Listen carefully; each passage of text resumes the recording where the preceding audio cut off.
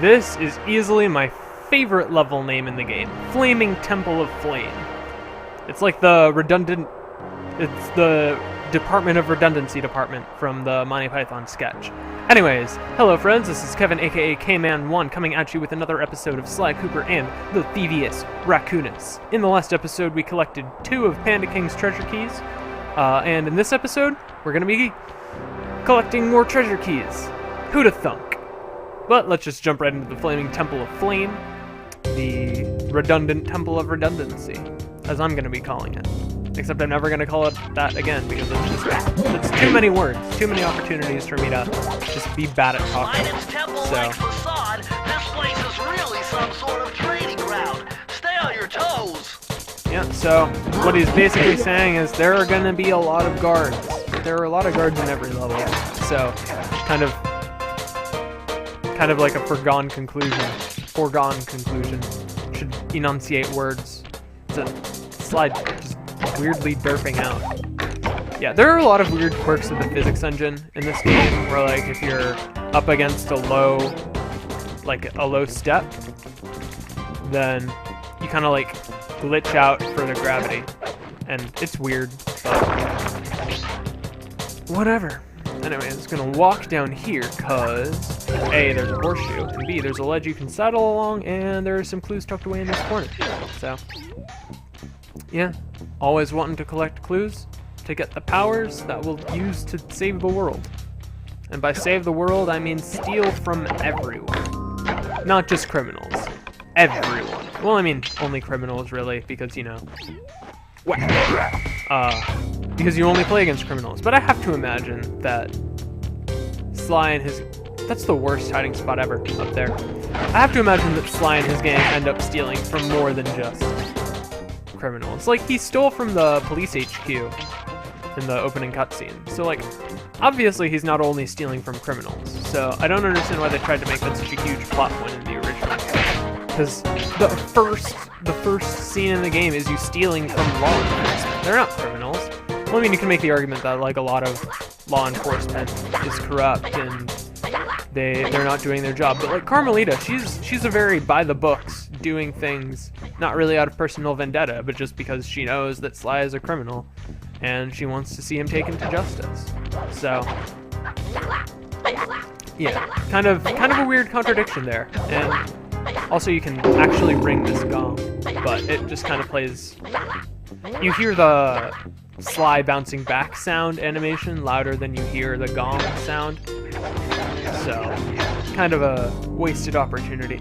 But, just because there's not a huge loud gong sound, doesn't mean that... doesn't really mean anything. Just, not every game needs to have a huge, obnoxious gong sound. And I thought I got the epic mechanic there, so I think I'll probably just go ahead and whatever. I'll let you guys suffer through backtracking with me. I've only done it once before, so you guys deserve it again. No, you don't deserve it, but you're suffering through it because I'm a jerk. So, backtracking. Exciting stuff. And I don't have anything interesting to talk about while backtracking, so it's just a matter of you're watching me play the same gameplay segment over again. Anyways, jump down here, and there's a little platform there, and there are clues, and what you're going to want to do is whack the platform, and then the fireworks will spin around and make like a pinwheel that you can fly up on. Because, you know, that's how physics works in real life. And you can jump down here, kill this guy. And I don't know if, like, he's canonically killing the enemy guards, or if he's just like knocking them unconscious. But given that money flies out of them and their body disappears, I think he kills them. Also, this is rated T, so we are allowed to say like kill and die. So I don't know. I can't say with any level of shit. I didn't mean to hit that. So now we gotta wait for it to come back down. Didn't take too long. And jump down. Any clues? Okay, yeah, there are clues. Up over here. We're gonna want to do is jump up these snow-covered cliffs, whack this thing, jump over here to this thing, and these are the last 3 clues. So, just gotta make our way to the end of the level. Yeah. There's a bird statue, and well, I don't know what just happened with the physics engine, but ended up giving a good chance to demonstrate the immune to gravity power. So, thank you, game, for being weird. You finally served a positive purpose in that regard. And now I get an extra life. You can see that I had a lot of failed runs because I only had 6 extra lives left. Yeah, that's just embarrassing, honestly. And just gotta whack that before that comes as trouble. And this is just gonna be a blueprint power-up. So, sorry, nothing super fun. Otherwise, this code would have been unsolvable. Input 932. 932. So yeah, this is just gonna be a blueprint power-up. So, sorry if you were hoping for something super amazing and powerful, but nope, it's boring. Blueprints for the Panda King's lair. Oh well. I'll upload the data straight into your binocucom. Yeah, it definitely doesn't take as long explaining it this time. So, good on the game developers for realizing that we didn't need the tutorial 4 times in this game. And what? You said 4 times? Is that foreshadowing? Maybe. Hoo-hoo-hoo.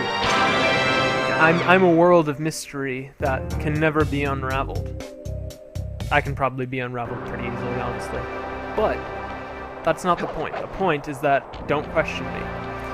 So, we're gonna work our way over to this level, and I think that this is gonna be another cover fire for Murray level, if memory serves correctly.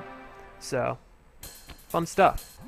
They're gonna give the. I don't remember if they're gonna give the tutorial again. While on the blasting station, use the left analog tutorial stick again. to aim, So and the square normally my button to rule is like I fire. won't Right on. talk I'll keep if I them lose covered. control of Sly, but if it's just them giving a redundant tutorial, then it's not worth.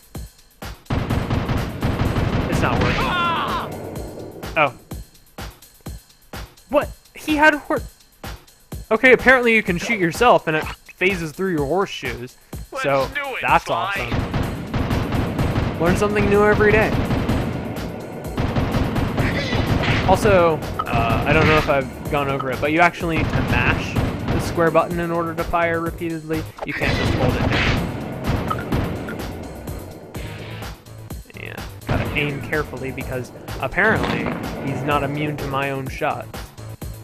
I don't get it. Alright. So, also, you might be able to like barely notice, but the shots in this area are actually fireworks. So I think that's just a really cool little touch that they added. Good shooting. Yeah, fortunately you don't need to shoot the pinwheels for him, because that would be really hard to do without hitting him.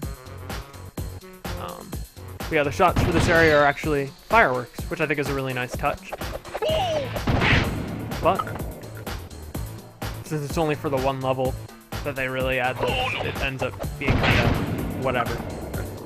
But I mean, hey, it's little touches that really make a game, or really any piece of media, if we're being honest.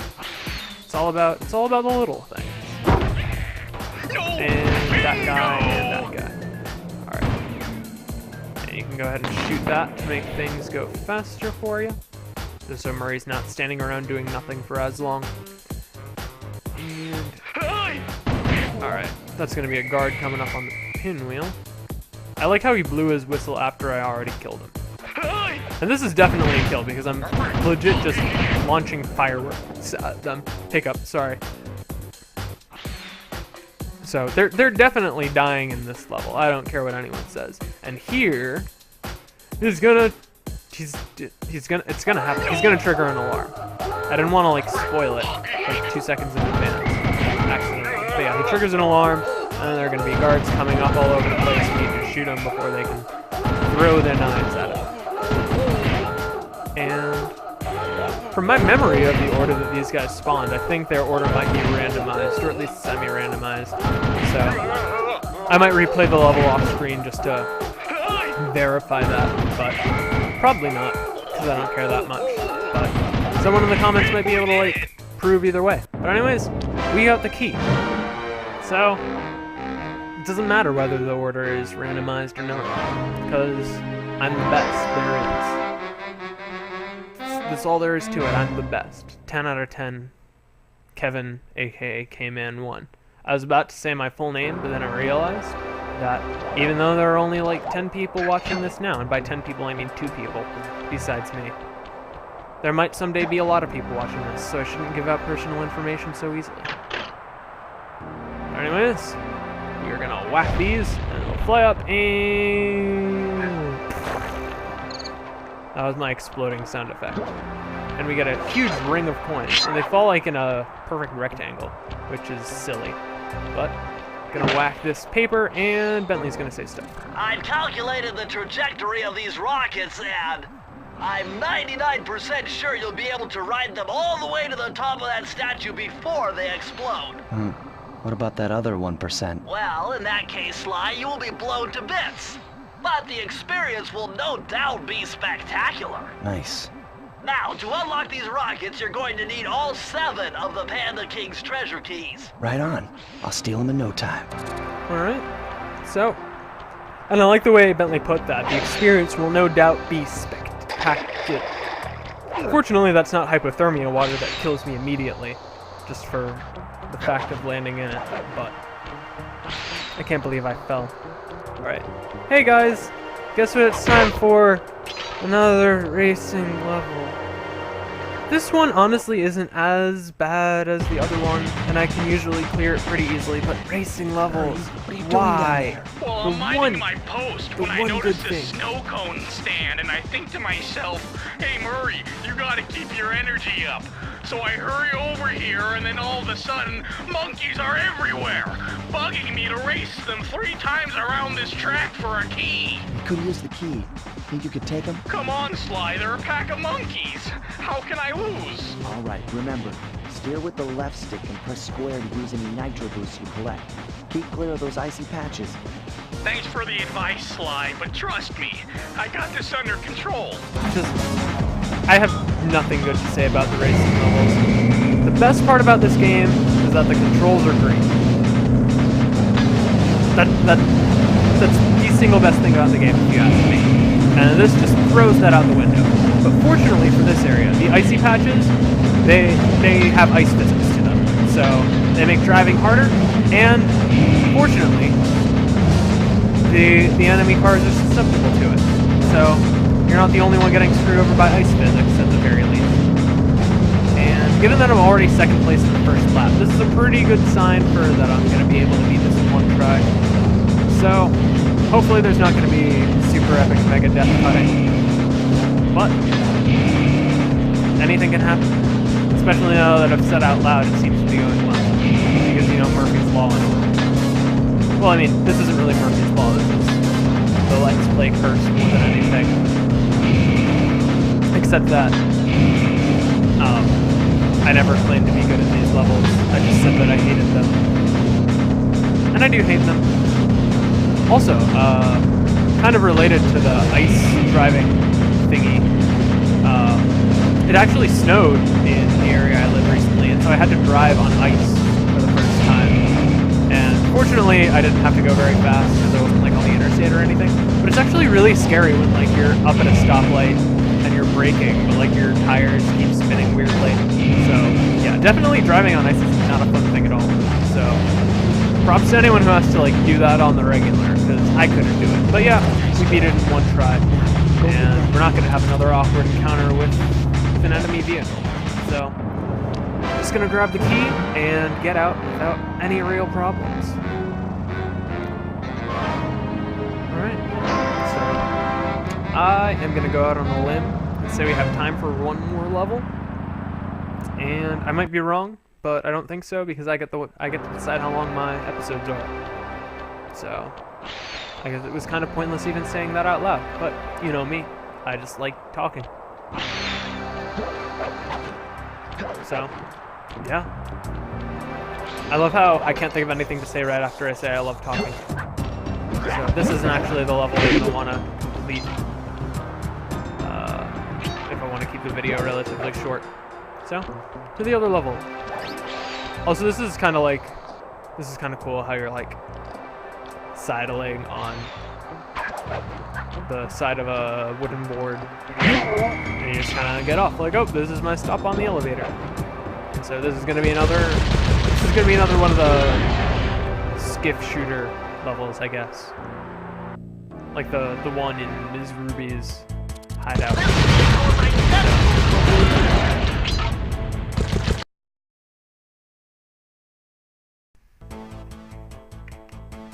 Sorry about the cut. My recording stopped again. So, yeah, that happened.